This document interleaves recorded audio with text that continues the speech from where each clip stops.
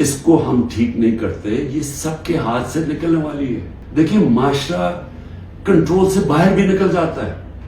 سری لنکا میں اس سے کم حالات تھے جبکہ لوگ سڑکوں کے اوپر آ گئے. ابھی تک لوگ سڑکوں پہ کیوں نہیں آ رہے؟ کیونکہ انہوں نے الیکشن پہ کی امید لگائی ہوئی ہے کہ ہم جو ہمارے سے ہوا ہے وہ اندر گھروں میں بیٹھ کے تپے ہوئے ہیں کہ جب الیکشن آئے گا تو ہم ان کو سبق سکھائیں گے. تو یہاں تو الیکشن کروانے کا کوئی پلان ہی نہیں ہے. یہاں تو الیکشن کا تب پلان ہے جب عمران خان کو کرش کیا جائے گا، اور وہ کرش کیا جا رہا ہے. یعنی یہ جو ہمارے اوپر جس طرح کا جبر ہو رہا ہے اور جس طرح کا یہ ظلم ہو رہا ہے تو یہ تو کبھی ہوا ہی نہیں ہے پاکستان میں کسی پارٹی سے. اور یہ اس کے پیچھے یہ سوچ ہے کہ جب یہ کرش ہو جائے گی پارٹی تب ہم الیکشن کروا دیں گے. دیکھیں کیونکہ میں بڑا ہوں، میں نے ایسٹ پاکستان مجھے یاد ہے. میں بار بار لوگوں کو بتاتا ہوں کہ آخری فلائٹ میری آئی تھی ڈھاکہ سے، میں انڈر 19 کا میچ کھیلنے گیا تھا. اس کے بعد آپریشن شروع ہو گیا تھا مارچ اپریل 71 میں. دیکھیں ہوا کیا تھا اس پاکستان میں، اس پھر سے یاد رکھیں، تاریخ سے سیکھنا چاہیے. ذوالفقار علی بھٹو نے 81 سیٹیں جیتی پاکستان میں 138 میں سے، اور کہا تھا ذوالفقار علی بھٹو کا انقلاب آ گیا تھا، اور واقعی انقلاب تھا، روٹی کپڑا مکان کا انقلاب آیا تھا. لیکن 138 میں سے ذوالفقار علی بھٹو نے 81 سیٹیں جیتی. اور اس نے جو نعرہ تھا کہ میں پہلی دفعہ عوام کا نام لیا. پہلے تو عوام کا نام ہمیں پتہ نہیں عوام کیا ہوتی ہے، کیونکہ پہلے تو اور قسم کی سیاست تھی. تو اس نے ایک ذہنوں میں انقلاب لے کے پہلی دفعہ عوام کی بات کی. لیکن مجیب الرحمان 162 سیٹیں تھی ایسٹ پاکستان میں، اس نے 160 جیتی، صرف 2 سیٹیں ہاری اس نے. تو وہ کیا کہہ رہا تھا؟ وہ انصاف کہہ رہا تھا کہ ہمارے سے انصاف نہیں ہو رہا، ہمارے حقوق نہیں مل رہے، ایسٹ پاکستان کو کالونی کی طرح رکھا جا رہا ہے، ہمیں سیکنڈ کلاس شہریوں کی طرح رکھا جا رہا ہے. اور وہ انصاف مانگ رہا تھا، حقوق مانگ رہا تھا، وہ آزادی نہیں مانگ رہا تھا. جب ہم نے آپریشن شروع کیا تو وہ پھر حقوق سے آزادی کی طرف چلا گیا. وہ بات کرنے کے لیے بھی تیار تھا. اور مجھے ابھی بھی یاد ہے جب ہمارا ملک ٹوٹا تھا، میں انگلینڈ میں تھا، پڑھ رہا تھا، تو جو دھچکا ہم سب کو لگا تھا، یعنی ہم ہل کے رہ گئے تھے. پھر لوگوں نے اپنے دل بلائے، نہیں جی اس پاکستان تو بڑا غریب ملک تھا، ہمارے اوپر بوجھ تھا، وہاں سائیکلون آتا تھا تو ہمیں ان کو پیسے دینے پڑتے تھے، اس طرح کی باتیں کی. آج بنگلہ دیش ہمارے سے آگے نکل گیا ہے. اور میں آج آپ کو یہ بتا دوں کہ یہ جو ایسٹ پاکستان سے سبق سیکھنا ہے وہ یہ کہ جب ایک قوم آزادی کا فیصلہ کر لے اور اپنے حقوق کے لیے، حقوق کا ہوتا کیا ہے؟ آپ کو انصاف ملتا ہے، انصاف آپ کو حقوق دیتے ہیں، حقوق آپ کو طاقتور سے کمزور کی تحفظ دیتا ہے. جب تحفظ ملتا ہے وہ آزاد ہو جاتا ہے، اس کو لیول پلینگ فیلڈ مل جاتی ہے، اس ملک میں خوشحالی آ جاتی ہے.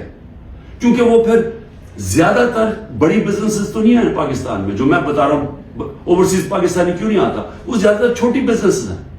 چھوٹی بزنس پاکستان میں چل نہیں سکتی کیونکہ ان کے پاس اتنی طاقت نہیں ہوتی رشوت دینے کی، ان کے پاس اتنا ٹائم نہیں ہوتا کہ وہ آفیسز کے چکر لگائیں، وہاں ان کو وہ ڈیلے صرف اس لیے کریں جب تک آپ رشوت نہیں دیتے، تو وہ چلے جاتے ہیں واپس. تو چھوٹی بزنس جو اسمال اور میڈیم صنعت ہوتی ہے وہ ایک ریڑھ کی ہڈی ہوتی ہے ملک کی. اصل تو روزگار وہ دیتا ہے.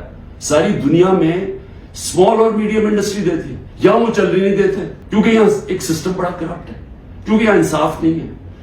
تو جو میں آج آپ کو کہنے کی کوشش کر رہا ہوں کہ انصاف جب ایک لوگوں کے دلوں میں چلا جاتا ہے کہ ہمیں انصاف چاہیے، ہمیں حقوق چاہیے، ہمیں آزادی چاہیے، پھر آپ ان کے اوپر جو مرضی کریں، ملٹری آپریشن بھی، وہ پھر بیج دل سے نہیں نکلتا. کیونکہ جو اللہ نے ہمارے اندر یہ پیدا کیا ہوا ہے آزادی کا، یہ جو آزادی کا بیج ہے، یہ انصاف اور آزادی ساتھ ساتھ جاتے ہیں، یہ اندر ہے ہمارے. اور اس نے جب لا الہ الا اللہ کہتا ہے، ہم اسے وعدہ کرتے ہیں، وہ ہمیں آزاد کرنا چاہتا ہے اللہ، کیونکہ صرف آزاد لوگ اوپر جا سکتے ہیں.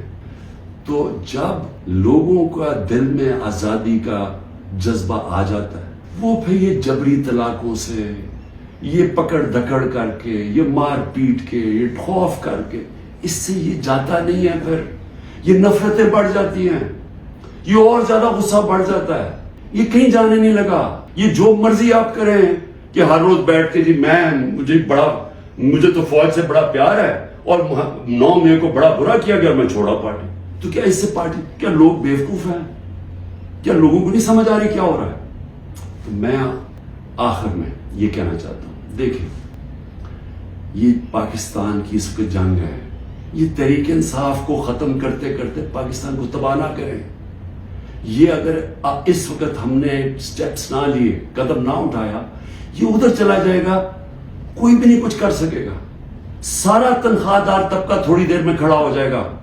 جب ان کے گھر میں چولہے نہیں ڈلیں گے, جب ان کی دیکھتے جائیں گے کہ ان کے پیسے کو خریدار کم ہوتی جا رہی ہے, جب وہاں عورتیں ہیں ان کو پتا ہے کہ جو کچن چلاتی ہیں کہ کیا ہو رہا ہے آج ان کے ساتھ. وہ میں نے آپ کو بتایا سینسٹیو پرائس انڈیکس جو کہ کھانے پینے کی چیزوں کا ہے وہ 42% پہ ہے.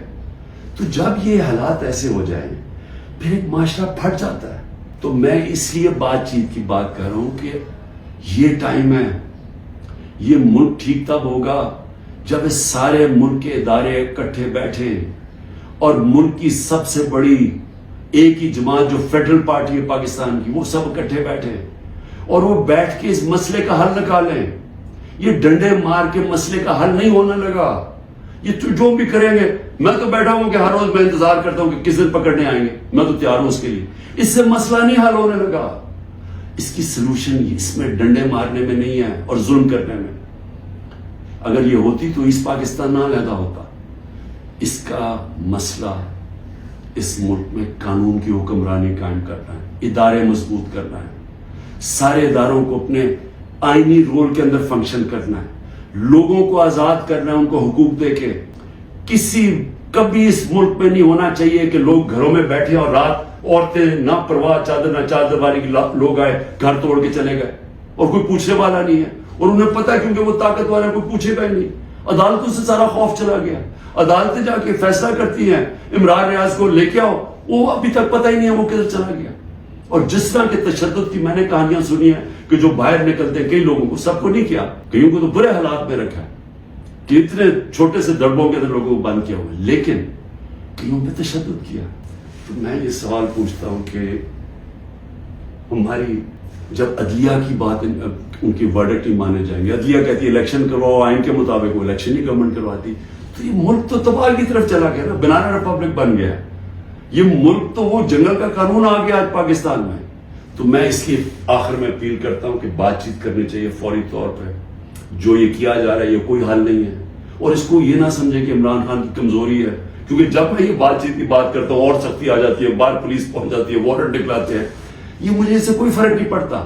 مجھے اپنے ملک کی اس وقت فکر پڑی ہوئی ہے, اور آپ سب کو بھی فکر ہونی چاہیے کہ یہ جو میں نے آپ کو بتایا ہے, آج اگر 308 روپے کا اوپن مارکیٹ میں ڈالر مل رہا ہے تو سمجھ جائیں کہ پاکستان ادھر اب پہنچ جائے گا جدھر سارے لوگوں نے ڈالر خریدنا ہے, کسی نے سرمایہ کاری نہیں کرنی, باہر سے اوورسیز پاکستانی ریمیٹنسز انہوں نے لیگل چینل سے نہیں بھیجنا, کیونکہ اتنا فرق پڑ گیا اوپن مارکیٹ اور آفیشل ریٹ کے اندر.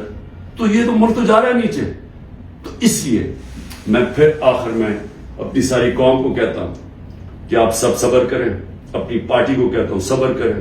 یہ جو کیا جا رہا ہے آپ سے کہ کن پٹی پہ بندوق رکھ کے جی میں پی ٹی آئی چھوڑ رہا ہوں, کوئی فکر نہ کریں, کبھی کوئی پارٹی سے نہیں ختم ہوگی.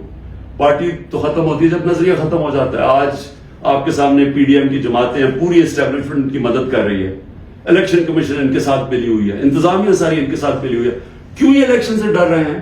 سارا تو آپ کے پاس امپائرنگ بھی اپنے ہیں, پھر بھی ڈر رہے ہیں کہ جی عمران خان کو پہلے ختم کرو پھر الیکشن لڑیں گے, کیونکہ ان کا ووٹ بینک ختم ہو گیا ہے. پی ٹی آئی کا ووٹ بینک بڑھتا جا رہا ہے, جتنا یہ ظلم کر رہے ہیں اور زیادہ پبلک ہمارے ساتھ کھڑی ہو رہی ہے. اور انشاءاللہ جب بھی الیکشن ہوگا آپ کے سامنے آ جائے گا رزلٹ. شکریہ.